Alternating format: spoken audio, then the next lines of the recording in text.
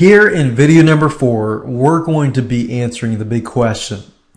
When is the best time to use screen capture video, and when is the best time to use PowerPoint slides? Now, if you're not familiar with what I'm talking about, screen capture video is, you can see everything on my screen, my mouse clicking and this and that, kind of like this. But right now we're looking at a PowerPoint slide. So when is the best to use screen capture or PowerPoint slides? What kind of microphones should you be using, and this and that. I talked briefly about microphones in video number 1, but I want to make sure that I show you exactly which microphone to get, and everything like that. So which of the two, screen capture or PowerPoint? Well, the biggest question that you should be asking yourself is, first, what is the end goal? Is the end goal to inform the viewer about information and this and that? Or is the end goal to show them how to do something? For example, right now I'm showing you more informational stuff. So that's why, video number 1, 2, and 4, you see a lot of PowerPoint slides, simply because I'm sharing with you information. But if I'm going to show you how to do something, or I'm going to show you something like go on Amazon or eBay, which I'm about to do, that's when you want to show screen capture. So you can do either or a combination. So screen capture is good for how to, like how to do this, how to do that, and so forth. So if you're showing somebody how to use your product, and the product is something like a software or some sort of system, or they have to go online, it's better to do screen capture. But if it's all something like how to approach somebody and do this and that, then it's better doing PowerPoint slides. So use your discretion, but that's pretty much the standard rule that I follow whenever I figure out screen capture or PowerPoint. So PowerPoint, when you're doing a screen capture video though, it's best to start out with some PowerPoint slide, just because you can make the video look a little more professional. So it's really up to you. The content in the end is what matters. PowerPoint slides, information, if you're just purely doing information, then just go with PowerPoint. So you can do PowerPoint, you can do Keynote if you use a Macintosh. What software should you use? Screen capture, as I said earlier, Jing or Camtasia. And I'm going to show you all of this after I talk about this. So I'm going to actually be showing you screen capture, like where to go and this and that. So Jing is a good one. I personally use Jing. The only downside about Jing is that you can only record 5-minute videos. But for the most part, when I have people ask questions, I personally use Jing to create my videos simply because it's actually faster to use. Camtasia is great. I'm actually using Camtasia right now. If you have a Macintosh, Camtasia actually supports Macintoshes. ScreenFlow is also a really good software for Mac computers or Macs. And Microsoft PowerPoint is good for PCs, and then Keynote is good for Macintoshes. Now let's talk about microphones. I know I talked briefly about microphones, but let me talk about them and then I'll show you next. So microphones. I recommend that you get a USB condenser microphone or a USB cardioid microphone. Condenser microphones are really good microphones. Cardioids are really good too. In fact, right now I'm using a USB, an XLR cardioid mic. And I'll talk a little bit more about that in just a minute. USB is just better because you don't have to worry about getting all these fancy tools to convert the USB into, or convert the XLR microphone into a USB to get it plugged into your computer and this and that. So for those of you that aren't familiar with this stuff, look at USB condenser or cardioid mics.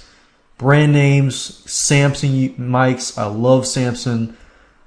Blue Machine mics. I have one, a condenser mic, and that I love. And right now I'm using the Audio Technica microphone. So you can see the quality of this microphone is really good. And it's a cardioid microphone. But if you're having a problem with USB microphones, and I'll admit, I've purchased Samsung microphones before and not been able to use them with specific laptops of mine. But if you're facing that problem, then there's actually a solution, because some of you will run into that problem.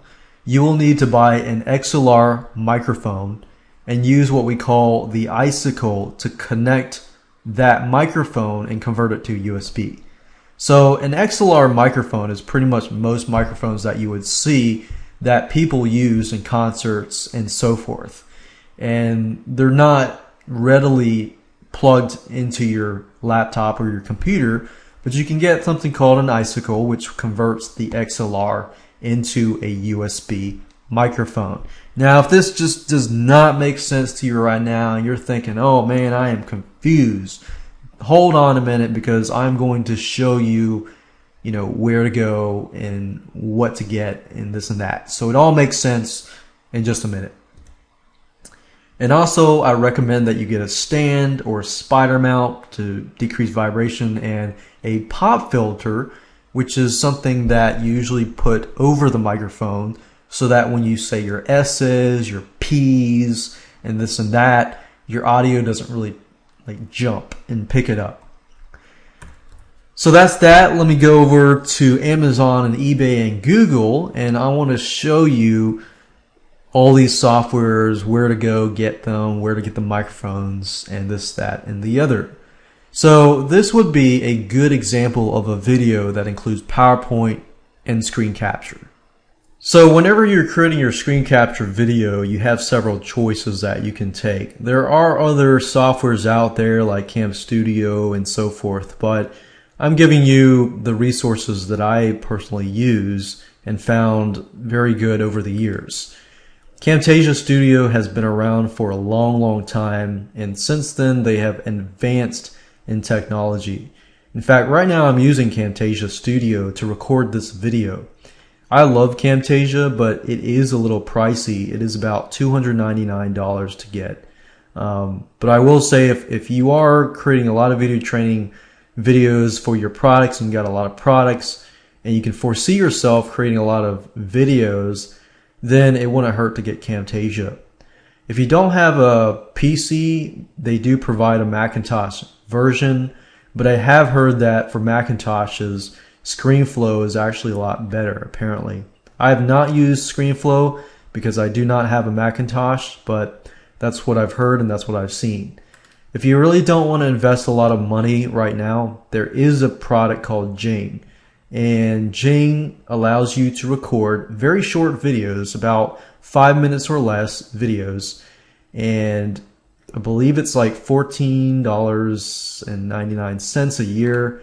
And last I heard, Jing apparently is going to go through 2013, and then they're going to go away with Jing and implement it into Snagit. So that's just something to look into. But personally, right now, as of 2012, I'm using Jing, and I love it. I actually use Jing more than I do Camtasia Studio when I create video training, like short video training videos for my customers. So that's just a little software there that I love. So those are the softwares to create screen capture videos. You can also use Camtasia Studio to record PowerPoint slides and so forth. And what I really like about Camtasia Studio is when I record a video like such, and there is some background noise, Camtasia Studio actually removes that background noise. You have to know how to do it, but you can actually, like I can show you right here, you can actually go to audio settings and enable noise removal, which makes your video sound really crisp and doesn't have any background noise to that. So these are the softwares that I use, and I'm not really going to go into how to use them. Jing is really easy to use if you're afraid of the technical stuff. Camtasia does require you to watch some of their videos, but they do provide a lot of how-to videos on how to do that. And it's really, really easy to use. Microphones, I recommend 3 different microphones. You can pick and choose the microphones that you want. Go on Amazon.com and look for the Audio-Technica AT2020 USB condenser microphone. If you get this, and most of the time it'll work, it's about $126, a little pricey on the pricey end, but I like it. I'm a big believer as to if you're going to create video training, video support videos and so forth, and you're really going to take it to the next level, then you need to make sure that the quality of the microphone is a good quality. And you can get pop filters, shock mounts, and everything like that. In fact, right now I'm using the shock mount, I'm using a pop filter, and I'm using a stand. And I'm actually using the Audio-Technica AT2020, but it's the XLR version, just because the USB doesn't work on this specific laptop. So that's just something to be aware that if you buy a USB microphone, it may work, it may not work, who knows. And if it doesn't, I'll show you a different way. Amazon, I love it just because they have a really good refund policy. And I'm just being honest here, so I'm not trying to scare you, but being really realistic. Samsung CO1U. This is the first microphone that I ever had. It's a lot cheaper, $71, but it's a lot cheaper. But this is the first microphone that I had, and it was a good microphone. The reason why I switched was because I had a new computer and I wanted to upgrade. So that's a good USB microphone. But I found that anytime I found with Microsoft Windows 7, this actually had problems working with it. So if you have Microsoft Windows XP or anything below 7, then get this microphone. And then this microphone I recently purchased. I love it. It's called Blue Microphones Yeti USB microphone. It's huge. It's like, I would say it's almost as big as 1.5 size of the other microphones. It's big, it's huge, but it gives you the ability to switch from like a condenser microphone to a cardioid to other different types of patterns. And also, if you get a microphone, make sure you get like a pop filter and a stand. So make sure you get a stand, a shock mount, and so forth. And make sure you get a pop filter, which basically decreases the P, the S, and all the P and S sounds. Now, I do want to cover something else. If your USB microphone is not working with your computer, then I would recommend a tool called the Icicle. It's this little thing here. What this does is it converts an XLR microphone to a USB microphone. So what you can do is, if you have a friend who has like a microphone and it's not in a USB microphone, you can just use that microphone, plug this thing in, and then convert it into a USB microphone. So it works just as well. I use this, I'm actually using this right now, and this is converting to a USB microphone, and I'm using it on my laptop, and it's just wonderful.